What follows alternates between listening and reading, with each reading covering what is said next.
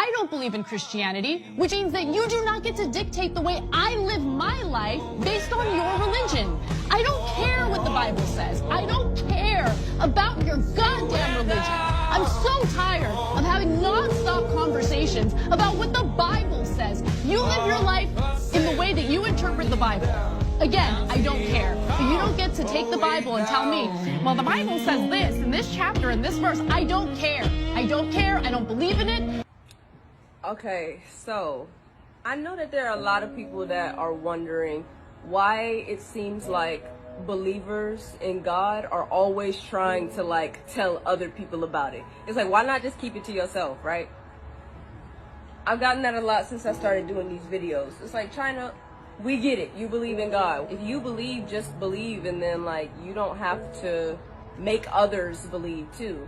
But I think there's a little bit of confusion, and I am going to hopefully clear it up for you today as to why I do it and why I make these videos. This analogy that I'm going to use today is one that my dad told myself and my family a long time ago, and it always stuck with me. Okay, so we're going to call it Michael McLean's snake in the yard analogy.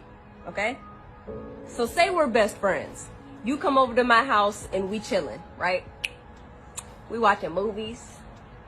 We listening to music. And I got like art stuff spread out, so we drawing and painting and stuff. And then I remember, oh shoot, I forgot to take my dog out. Just stay here. Let me take him in the backyard. I'll be right back. You're like, okay, cool. I leave you in the room painting. I take my dog downstairs and I unlock the door. I'm like, come on, Cujo.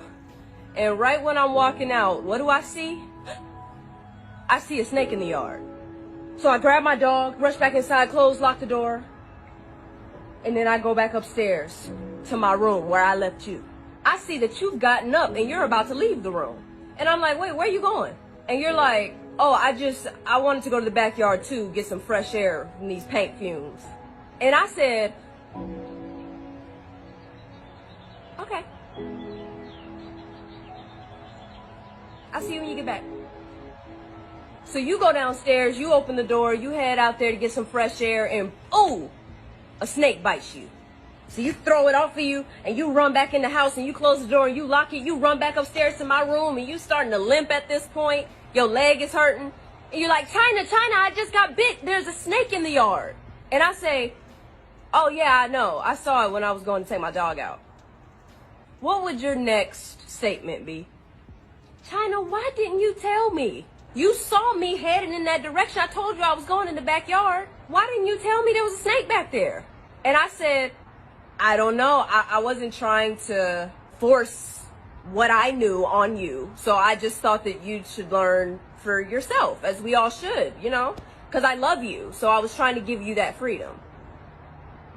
Does that make any sense? You wouldn't think that I actually loved you if I knew there was a snake in the yard. You told me, oh, I'm about to go to the backyard. And I just let you wander on back there without warning you of the danger. Now, if you told me, oh, I'm going to the backyard to get some air. And I said, oh, no, don't go back there. I just saw a snake back there.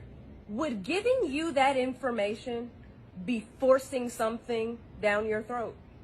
Forcing my beliefs on you?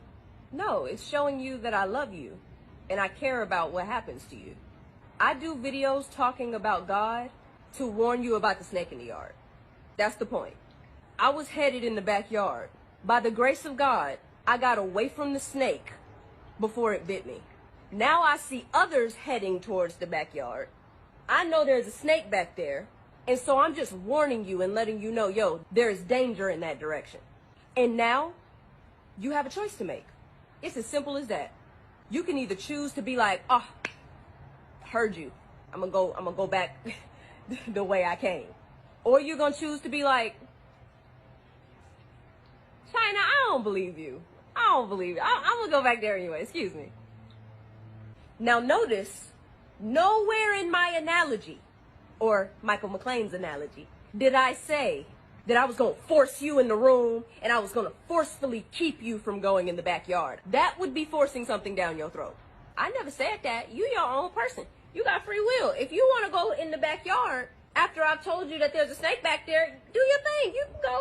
You got to make your own decisions. But just warning you of the dangers See, because I've been through certain things in my life, especially in the industry that I work in.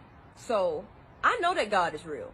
And people can tell you all day, well, you don't know that. You don't know God is real. That's a belief. You don't know what I know. Only I do. If I ask you what your favorite color is and you say, oh, it's blue, and I'm like, you don't know that.